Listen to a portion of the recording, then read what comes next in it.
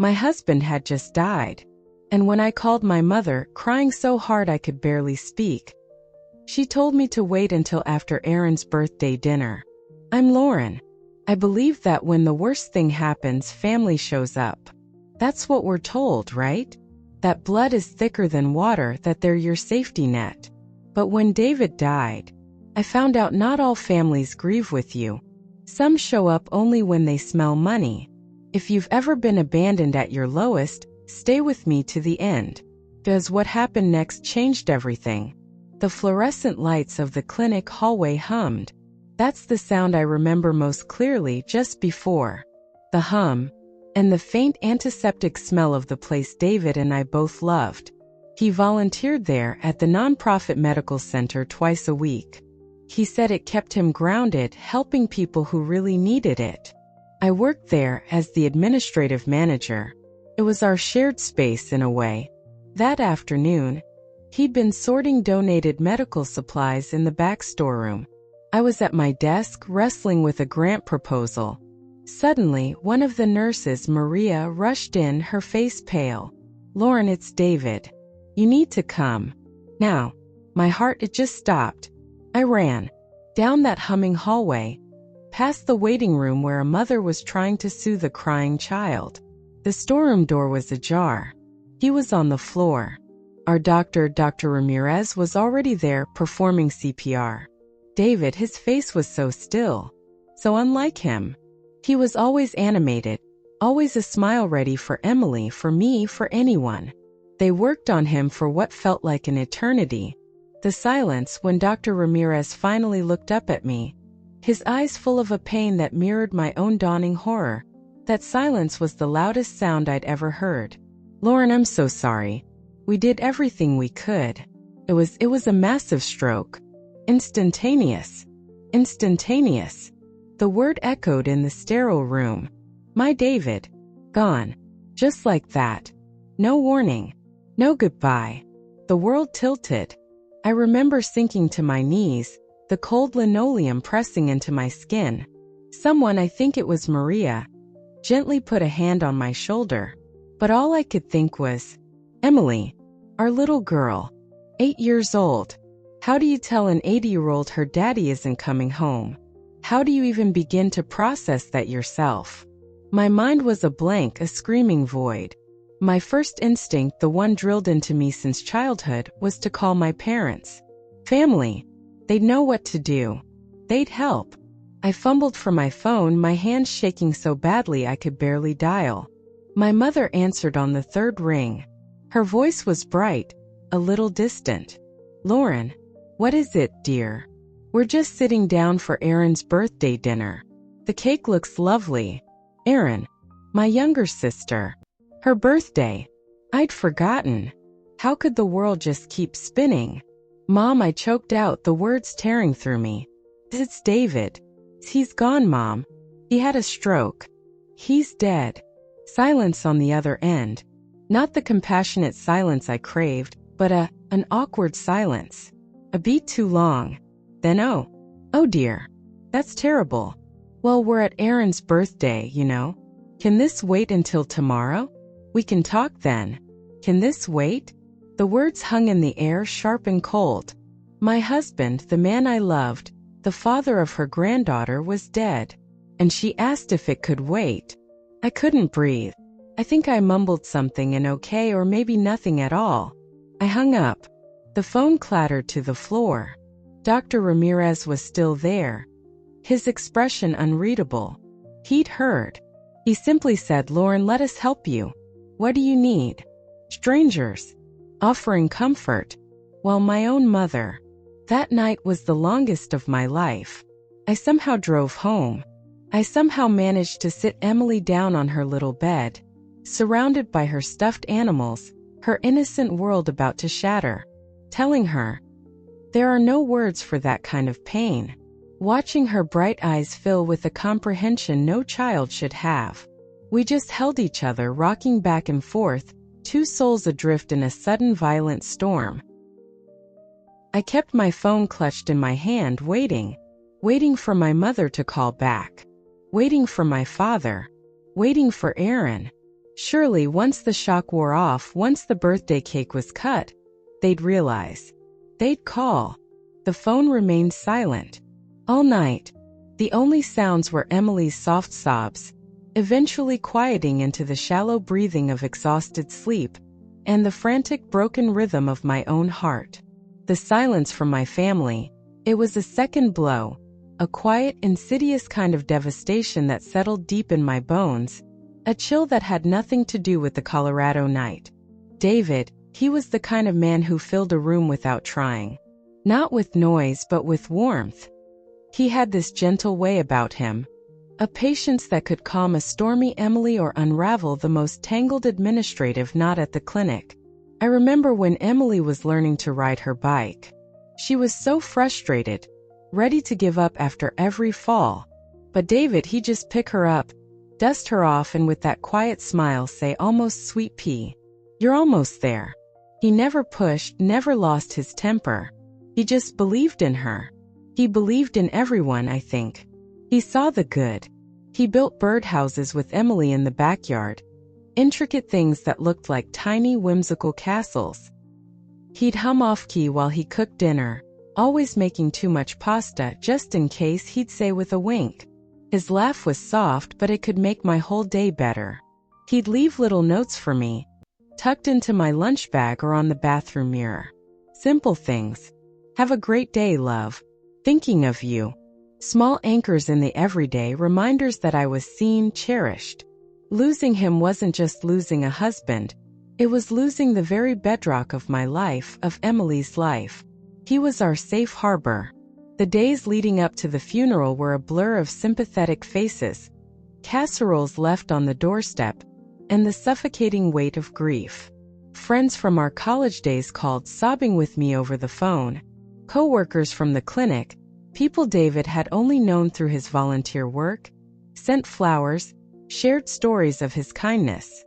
Neighbors offered to watch Emily, to run errands, to just sit with me in the quiet, aching house. The outpouring of love from our community, it was overwhelming in a good way. It was a testament to the man David was. It was the only thing holding me together. Then came the day of the funeral. The chapel was filled. Every seat taken, people standing in the back. Our friends, colleagues, Emily's teachers, even parents of her classmates whom we barely knew. They were all there, their presence a quiet embrace. I sat in the front row, Emily clutching my hand, her small fingers surprisingly strong. She wore a little blue dress David had bought her a few months before. He'd said she looked like a princess in it. My parents and Aaron arrived late. The service had already begun. They slipped into the pew beside me, a rustle of expensive coats and a waft of perfume that seemed out of place, too loud for the solemnity of the room. My mother patted my arm, a brief, cool touch. "He looks peaceful," she whispered, as if commenting on the weather. My father just nodded, his expression grim but distant. Aaron fidgeted, checking her phone under the cover of her purse. They looked inconvenienced, like this was an obligation to be endured, not a profound loss to be shared. Throughout the eulogies, delivered by David's best friend and by Dr. Ramirez, they remained stiff, detached. No tears. No shared glances of sorrow. Just there. The only one who seemed to register the gravity, the sheer, soul-crushing sadness of it all, was Marcus, Aaron's husband. He was a quiet man, often overshadowed by Aaron's more flamboyant personality. But as Emily started to sniffle, her small shoulders shaking, Marcus leaned over. He didn't say anything. He just gently took her other hand, the one not gripping mine, and held it. He held it throughout the rest of the service, his thumb stroking the back of her little hand. It was a small gesture, almost unseen. But in that moment it meant more than all the platitudes, all the awkward condolences my own family had offered. He at least seemed to understand. He was present. My mother at one point leaned over and whispered, not about David, not about our grief, but about Emily's dress. "She looks beautiful in blue, Mom." I found myself thinking, the words a bitter echo in my mind. beautiful in blue, for her father's funeral, a father my mother barely seemed to be mourning. The contrast was stark, painful. The warmth and genuine sorrow from friends and near strangers, and this cold, hollow performance from those who should have been my closest support. It was a wound deeper than I could have imagined. 2 weeks. That's how long it took for them to reappear. 2 weeks of navigating the wreckage of my life, of trying to create some semblance of normalcy for Emily, of sleepless nights and days filled with an aching emptiness. The casseroles had stopped coming. The initial flurry of calls had dwindled. It was just me and Emily, in the quiet house that still echoed with David's absence. Then one afternoon the doorbell rang. I wasn't expecting anyone. Through the peephole I saw them, my mother Carol and my father Frank, standing there on my doorstep, unannounced. A knot tightened in my stomach. I opened the door. "Mom, Dad, what are you doing here?" My mother smiled, a tight, practiced expression. "We came to see how you're doing, dear. And to talk." Talk. That word from her now carried a certain weight. Premonition. They came in, my father looking around the living room with an appraising sort of gaze I'd never liked. Emily was in her room, quietly drawing. I hoped she'd stay there. We sat in the living room, the silence thick with unspoken things. Finally, my father cleared his throat. "Lauren," he began, his voice adopting that practical, no-nonsense tone he used when he was about to lay down the law, or what he considered to be irrefutable logic. "We've been thinking about your situation and about finances." Finance. Of course, David had a modest life insurance policy, enough to pay off the mortgage, cover Emily's future education, and give us a cushion. It wasn't a fortune, but it was security. It was what David had wanted for us. "It's a difficult time, we know," my mother chimed in, her voice softer, more conciliatory. "But we're family, and family helps each other." I waited. I knew there was a but coming. "Aaron and Marcus are looking to buy a bigger house," Frank continued. "You know, with the baby on the way." Aaron was pregnant. Another piece of news delivered with casual disregard for its timing. "And your mother and I, well, our retirement isn't quite what we'd hoped." I stared at them. I couldn't believe what I was hearing. Or rather, I could believe it, and that was the truly sickening part. "So," Frank said, leaning forward slightly, "we thought, given your windfall, that you could help out. It's only fair. A portion of David's insurance. To help your sister. To help us. A portion." He made it sound so reasonable, so matter-of-fact. As if David's death was a business opportunity for them. The grief that had been a constant, dull ache in my chest flared into something else. A cold, sharp anger. "David's insurance," I said, my voice quiet but firm, "is for me and Emily. It's to make sure she's taken care of. It's what he wanted." My mother sighed, a theatrical sound of disappointment. "Lauren, don't be selfish. Think of your family. Aaron needs this. We need this. He was our son-in-law. We loved him too." Loved him? Their definition of love was transactional, conditional. I didn't say anything. I just looked at them. The silence stretched. Frank's expression hardened. "We're not asking for all of it, Lauren. Just enough to tide things over. You'll still have plenty. Plenty." As if it were a lottery win, not the devastating price of my husband's life. I shook my head slowly.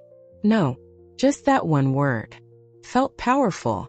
My mother's face crumpled, not in sadness but in frustration. "After all we've done for you," she started, the guilt trip beginning. "This is how you repay us? By hoarding money when your own family is struggling?" The conversation, if you could call it that, went on for another 20 minutes. More pressure. More guilt. More attempts to make me feel small, selfish, ungrateful. I just kept saying no. Quietly. Firmly. Eventually they left, their faces tight with resentment.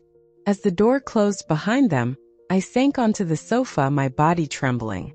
Not from fear, not anymore. From a kind of weary rage. Just then, Emily padded into the living room, her brow furrowed. She had her drawing in her hand, a picture of her, me and David, all holding hands under a bright yellow sun. "Mommy," she asked, her voice small, "were Grandma and Grandpa here to talk about Daddy's money?" My little girl, 8 years old, and she saw it. She saw them for what they were. I pulled her into my arms, holding her tight. "Yes, sweetie," I whispered into her hair. "Think they were." And in that moment, something inside me shifted. The grief was still there, a vast ocean. But now there was also a small hard island of resolve. They were not going to touch what David left for his daughter. Not one penny. The phone call came a week later. It was Erin. Her voice, usually breezy and self-assured, had a strained quality. "Lauren, Dad wants us all to get together. At my place. Sunday afternoon. To talk things through." Talk things through. I knew what that meant. It meant an ambush. But a part of me, the part that was tired of being underestimated, of being the quiet one they thought they could steamroll, decided to go. I needed to face them, all of them, and make it clear. For Emily. For David. Sunday arrived, cold and gray, mirroring my mood. Emily insisted on coming. "I want to be with you, Mommy," she said, her small face serious. I hesitated, but then I looked into her eyes so much like David's, and I saw a strength there that belied her years. Maybe she needed to see this too. To understand. We drove to Erin and Marcus's house, a newer build in a sterile subdivision. As we walked in, I saw it was worse than I'd anticipated. Not just my parents and Erin and Marcus, Aunt Carol, Uncle Jim, a couple of distant cousins I hadn't seen in years. The whole clan assembled. A united front. My stomach churned, but I kept my expression neutral. We sat in their oversized living room, the air thick with expectation. Frank started, of course. He recapped the situation, painted me as unreasonable, ungrateful. He talked about family obligation, about sharing the burden, though it was clear they only meant sharing the benefits. Erin chimed in, whining about the cost of baby furniture, the down payment on their dream house. My mother nodded sadly, as if I were a grave disappointment. The extended family murmured in agreement, casting pitying or disapproving glances my way. It was a full court press. They wanted me to agree to hand over 65% of David's life insurance. 65%. The audacity of it was breathtaking. I listened. I let them all have their say. Emily sat beside me, very still, her small hand clutching a folded piece of paper. I'd seen her working on it earlier, her brow furrowed in concentration, but I hadn't asked what it was. When they finally finished, a heavy silence fell. All eyes were on me. Frank leaned forward. "Well, Lauren, what do you say? Are you going to do the right thing?" I took a breath. I was about to speak, to tell them once and for all that it wasn't happening. But before I could, Emily stood up.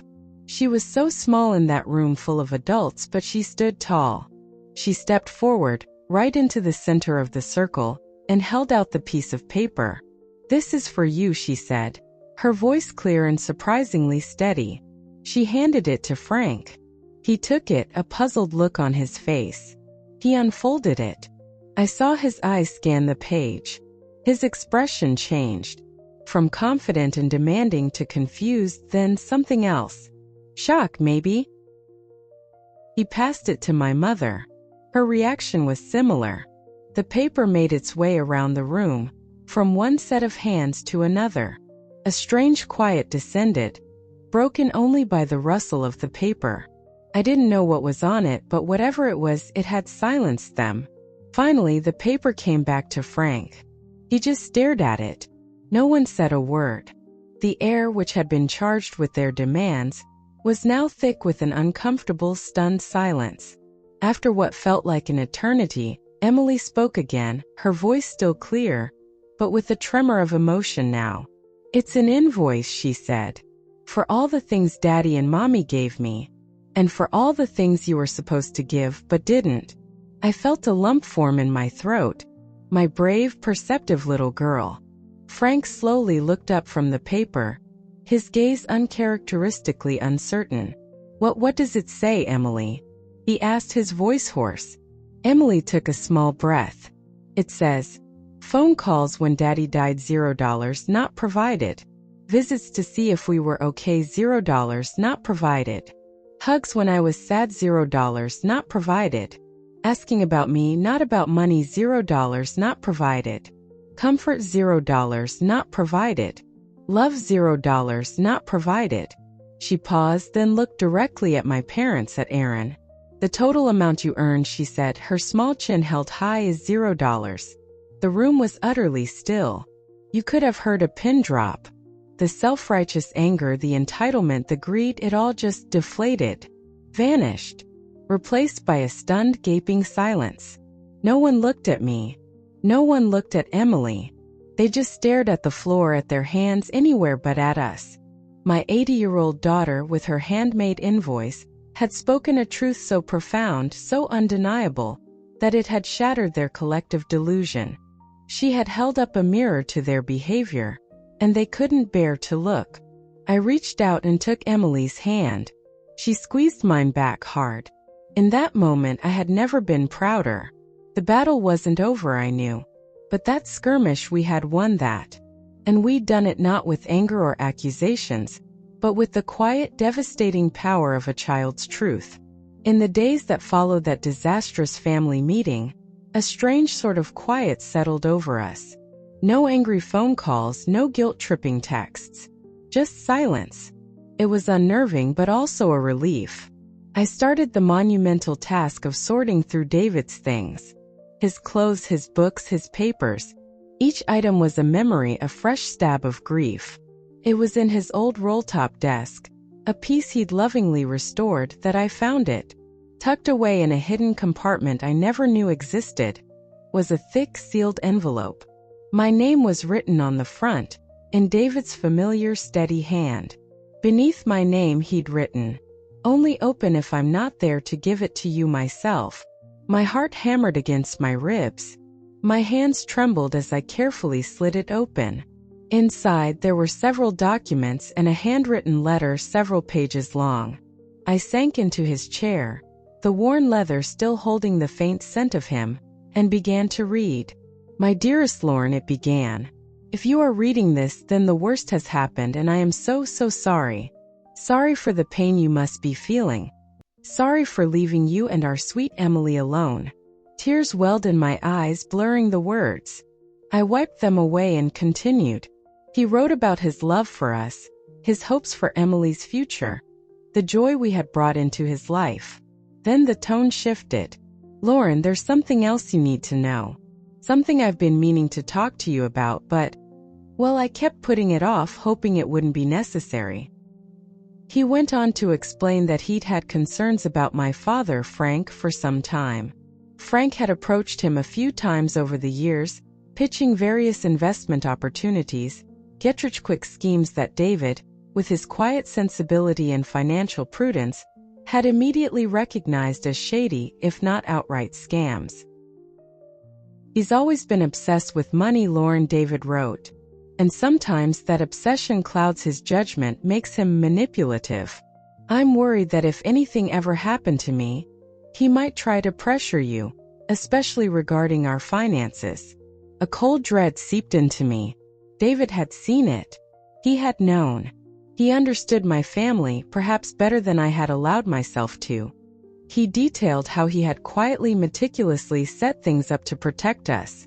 The life insurance policy was structured to be paid directly into a trust for my benefit and Emily's.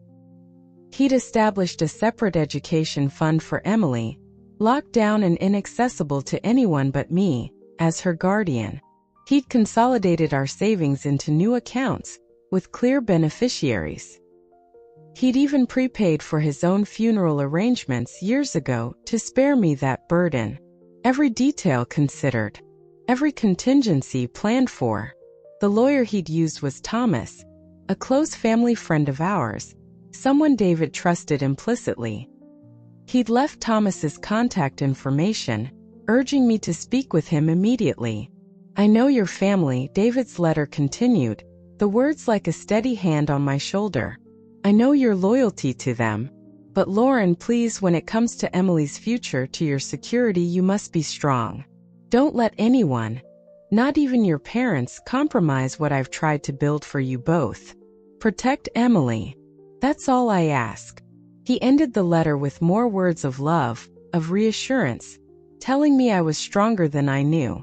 I sat there, the letter clutched in my hand, tears streaming down my face. Not just tears of grief anymore, but tears of gratitude, of overwhelming love. Even in death, David was taking care of us. He had seen the storm coming long before I had, and he'd built us an ark. The weight of his foresight, his quiet, unwavering protection was immense. It was a gift, the final, most precious gift he could give.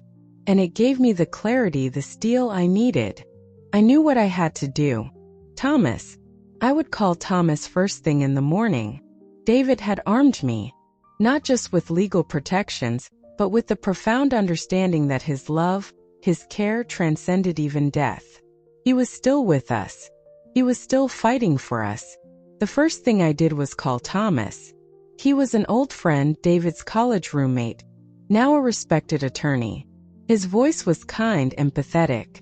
When I told him about the letter, he wasn't surprised. David was a good man, Lauren, he said. Thoughtful man. He came to me about a year ago. He wanted to make sure you and Emily were completely secure no matter what. Thomas walked me through everything David had put in place. The trusts, the accounts, the legal firewalls. It was airtight. My family couldn't touch a dime of what David had left for us unless I explicitly allowed it. And I had no intention of doing that. Armed with this knowledge, this David-given strength, I made a decision. I needed space. I needed to heal, for myself and for Emily, away from the toxicity of my family's expectations and manipulations. I wrote them a letter. Not an angry one, just a short, clear note. I told them that David had made his wishes for our future very clear, and I would be honoring them.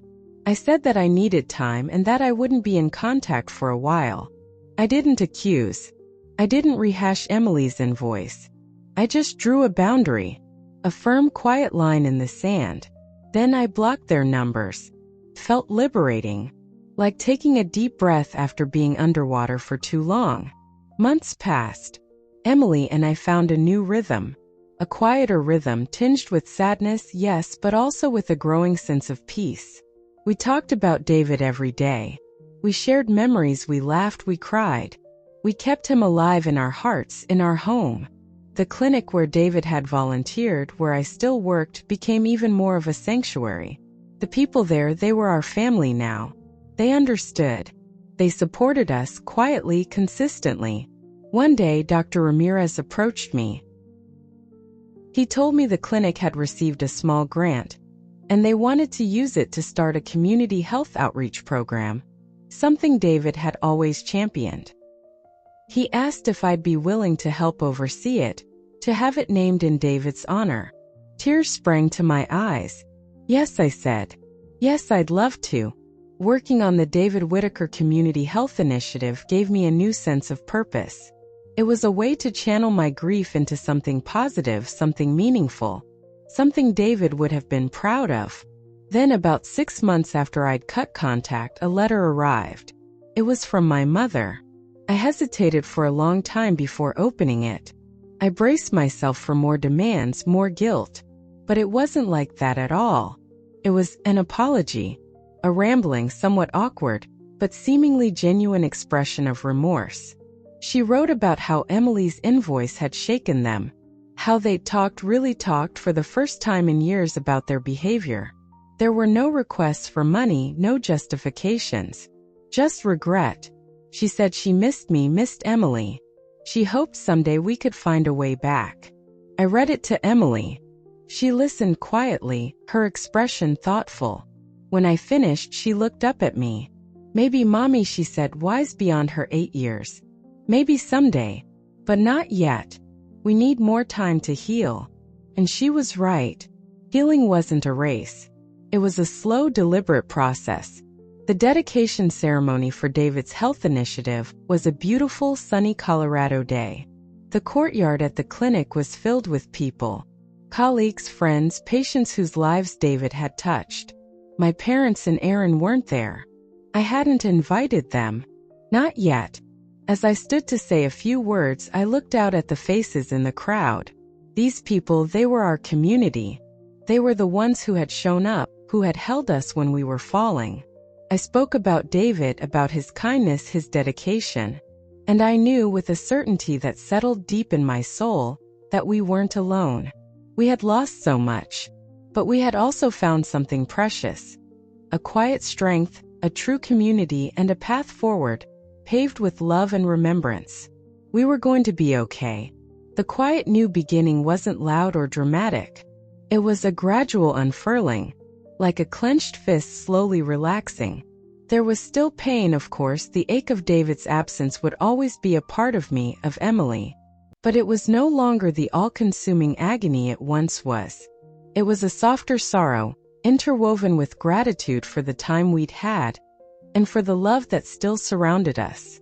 Emily continued to thrive, her resilience a constant source of amazement. She never lost her perceptiveness, that quiet wisdom. Sometimes I'd catch her looking at a photo of David, a small, sad smile on her face, and I knew he was still so present for her. As for my family, the letter from my mother was a start, a tiny crack of light in a very dark wall. I didn't rush to respond. Emily was right, we needed more time. True healing, I was learning, couldn't be forced. It had to come on its own terms in its own time. Maybe one day there would be a path to some kind of reconciliation, a different kind of relationship. Or maybe not. And I was finally okay with that uncertainty. My peace, Emily's peace, no longer depended on their approval or their presence. We had found our own anchors. The David Whitaker Community Health Initiative flourished. It became a living tribute, a place of healing and hope, just as he would have wanted. And standing there among the people whose lives it touched, I often felt David's spirit, his gentle encouragement. We weren't alone anymore. We had built a new kind of family, one forged in shared purpose and genuine care. And that, I realized, was a powerful kind of justice, a quiet reclaiming of our lives, not through revenge but through resilience, through love, through choosing to build something good from the wreckage. If this story hit close to home for you, if you've ever felt that sting of abandonment when you needed support the most, leave a comment. I read everyone. Sometimes, just knowing you're not alone in these experiences can be a comfort. And if you've ever felt something like this, or if you appreciate stories that explore the quiet ways we find our strength, subscribe to the channel. We share more stories every week, stories of resilience and truth. And if you'd like to support the channel through super thanks, thank you. Sometimes giving, in whatever form it takes, is part of healing too. It reminds us that even in our hardest times, we can still connect, still offer something to one another.